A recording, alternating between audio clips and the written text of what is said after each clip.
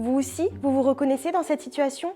Sachets de gruyère râpés, barquettes de jambon, tubes de maillot, ils ont tous un point commun, ils nous promettent une ouverture facile, mais soyons honnêtes, c'est rarement le cas. Mais alors, pourquoi les ouvertures faciles, censées nous simplifier la vie, sont parfois tout sauf simples? D'abord, faut comprendre qu'un emballage a plusieurs missions. Il doit avant tout protéger le produit, le transporter, le conserver et informer le consommateur avec les mentions légales. Et seulement après tout ça, il doit être pratique. Alors oui, ajouter une ouverture facile, c'est un confort, c'est un vrai plus, surtout quand on sait que les enfants deviennent de plus en plus autonomes et que la population vieillit.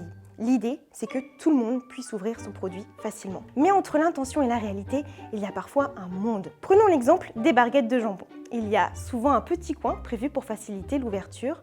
Parfois ça marche et parfois pas du tout. Et ça, ce n'est pas forcément à cause de vous. Le vrai problème, il se joue bien avant lors du processus de fabrication de l'emballage. Par exemple, ces emballages sont scellés à chaud, comme avec un fer à repasser, et si c'est trop chaud, eh bien ça colle trop fort, et vous, eh bien vous avez un mal fou à l'ouvrir. Même chose pour les prédécoupes en carton.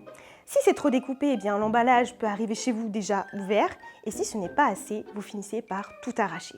Pour les sachets uniques de vos gâteaux préférés, c'est un autre processus.